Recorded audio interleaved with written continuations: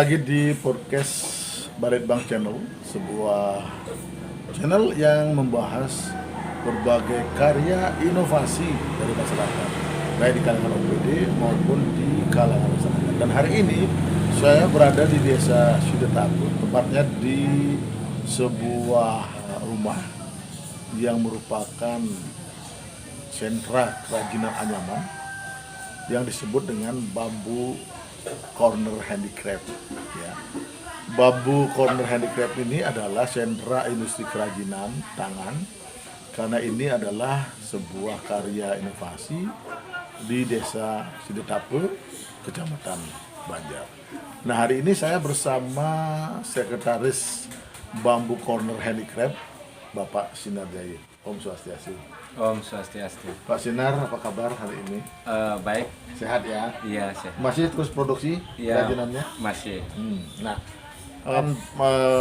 pemirsa podcast, ini beberapa kerajinan yang dihasilkan oleh Bambu Corner Handicraft ya. Banyak sekali kerajinan tangan dari bambu diproduksi, dan ini sebagian saja saya tampilkan. Dan tentu saja ini merupakan sebuah karya inovasi yang dilakukan oleh hampir sebagian masyarakat di Desa Sidetapu. Nah, Pak Sinar, Ya. kemarin waktu lomba inovasi Kabupaten Buleleng untuk kategori masyarakat, kan Sidetapu atau Bambu Corner Handicraft ini tampil berjuara ya. Nah, saya ingin tahu Pak, apakah kerajinan Bambu Corner Handicraft ini sampai saat ini masih berlangsung, atau bagaimana upaya peningkatan hasil produksi kerajinannya? Baik, terima kasih. Om Swastiastu. Perkenalkan, nama Tiang Putu Sinarjaya, selaku Sekretaris Bambu Corner. Nah, kami bersyukur sekali dalam rangka mengikuti lomba inovasi daerah mendapatkan juara 2. Nah, sampai saat ini kami terus berinovasi dan berkolaborasi untuk selalu membuat inovasi yang baru. Nah, sebagai tanggung jawab juara itu kan, ini kan tetap harus berlangsung, artinya jangan sampai kemudian kerajinan ini menurun produksinya, atau bahkan kreativitasnya menjadi kurang. Apa yang dilakukan? Selama ini kami terus berupaya untuk membuat kreasi baru, inovasi baru, dan terkait dengan pemasaran juga kami berusaha untuk selalu mengikuti kegiatan pameran. Nah, kalau kerajinan bambu ini di Desa Sidetapu, apakah memang sebagian masyarakatnya melakukan kerajinan ini? Ya, betul sekali. Nah, terkait dengan masyarakat yang ada di Baliago, karena ini merupakan warisan dari nenek moyang kita. Ini merupakan suatu tradisi turun-temurun yang dilakukan hampir 90% lah masyarakat di desa kami sebagai penganyam. Nah, Bambu Corner Handicraft ini menjadi sentranya semua pengrajin masyarakat itu dikumpul di sini gitu Pak. Apa gimana nih Bambu Corner ini?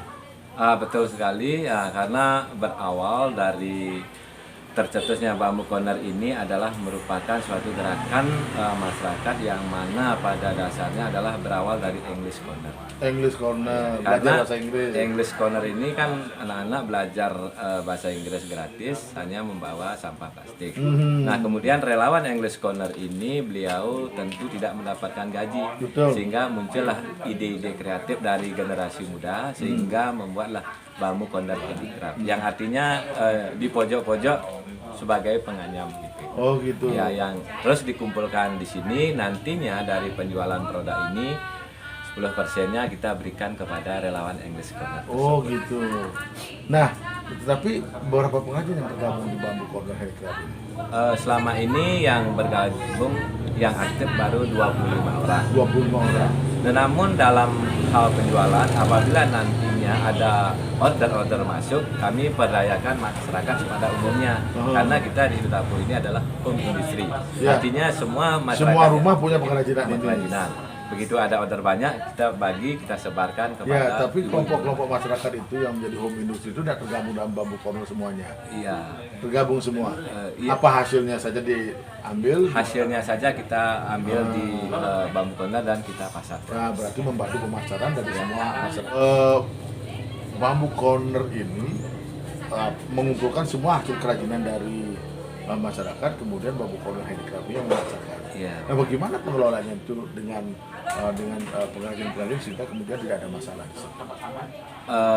Kita selalu berkomunikasi, kemudian berkolaborasi dan selalu melakukan sharing lah modelnya, biar tidak terjadi miskomunikasi. Itu kita berikan pemahaman, kemasukan kepada pengrajin anyaman bambu, bagaimana track record kita dalam rangka menjalankan bisnis ini. Iya, tapi tidak ada masalah selama ini. Tidak Ya? ada masalah. Nah, kerajinan yang dibuat apa macamnya apa saja, Pak? Ini kan karena berbagai model dilakukan apa nih?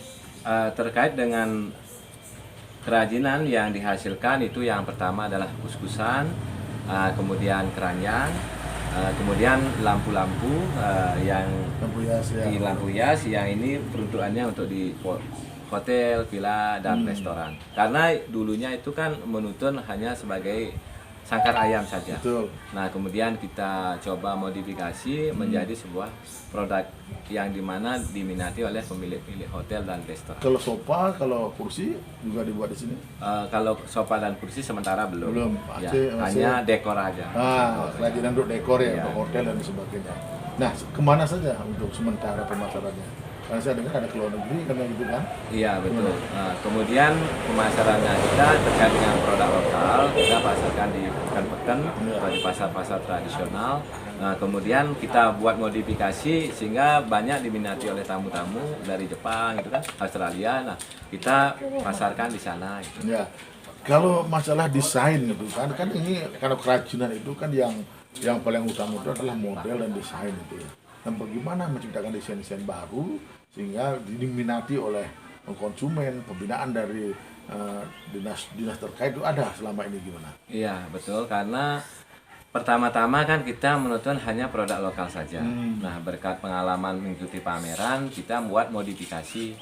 Nah, produk-produk kita yang dulunya hanya produk lokal, kita coba desain, modifikasi, kita PK, kemudian kita tambahkan kerang, kemudian tambahkan ukis bolong. Nah, sehingga ini menjadi produk yang sangat antik, Ya, yang menarik banyak diminati oleh tamu-tamu dari mancanegara Ya. yang berkunjung ke Sri Tapu. Beliau kadang sebagai volunteer. Nah, begitu beliau pas pulang melihat Hanyaman, kemudian beliau membeli souvenir oleh-oleh untuk Luar temannya. negeri Ya, gitu ya. alas. Sudah pernah pameran di mana saja, Pak Sinar?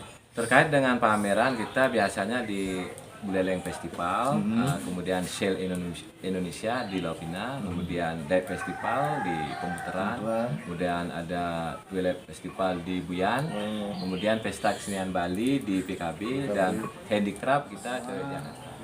Berbekal atau kepala desa Sidetatu, Kecamatan Banjar, Pak Ketut Budiasi, Om Swastiastu.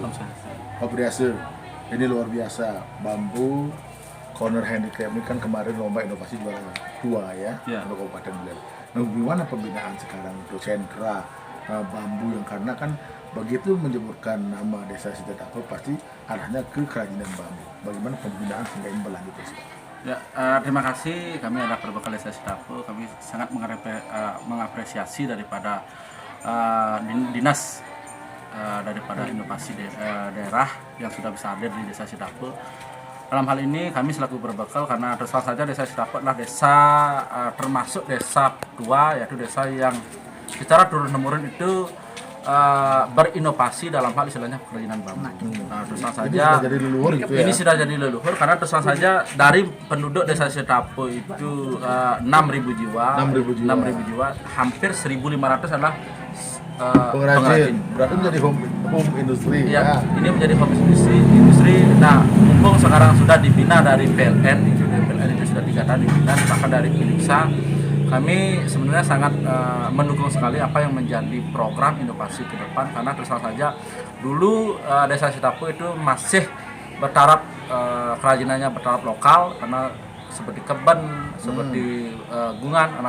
Nah, sekarang karena sudah berinovasi menjadi hal-hal yang sifatnya inovatif, kami selaku Berbekal sangat mengapresiasi, karena terus saja dengan bahan baku yang semakin sulit, berinovasi dengan hasil olahan kerajinan yang semakin dimodifikasi, misalnya masyarakat Sitapus ini bisa bisa berkembang. Ya, Pak Budiasa tadi bahan baku kesulitan. Selama ini dapat dari mana, Pak? Nah, terus terang saja Desa Sitapus kalau dibilang bahan bakunya ini hampir bisa mencukupi adalah 10%. 10% karena 90% itu kami datangkan dari Tabanan, dari Bangli. Nah, itu. Nah, sekarang kami karena sudah beralih fungsi lahan-lahan yang dulunya lahan-lahan bambu, sekarang sudah beralih fungsi ke tanaman produktif seperti durian dan seperti cengkeh. Ya, apa ini kendala? Karena bahan baku kan paling utama untuk kerajinan bambu. Ketika nanti order pemasaran banyak seperti itu, bagaimana untuk menyiapkan bahan baku sehingga tetap bahwa kerajinan bambu di Desa Sitapus ini ada?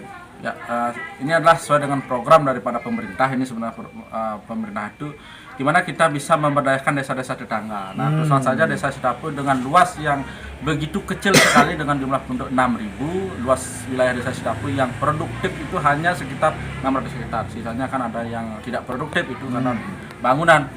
Itu sangat memprihatinkan bagi kami. Kami sudah berusaha untuk menanam lokal-lokal yang ada di pinggir tapi tidak bisa memenuhi kebutuhan. Nah, sesuai dengan apa yang menjadi harapan pemerintah kabupaten itu masing-masing desa itu mempunyai produk dengan Sitapus selaku sentra pengrajinan. Kami memberdayakan desa-desa tetangga seperti Pedawe, Digawase untuk menahan bambu sehingga di sana ada barter, ada circle keuangan.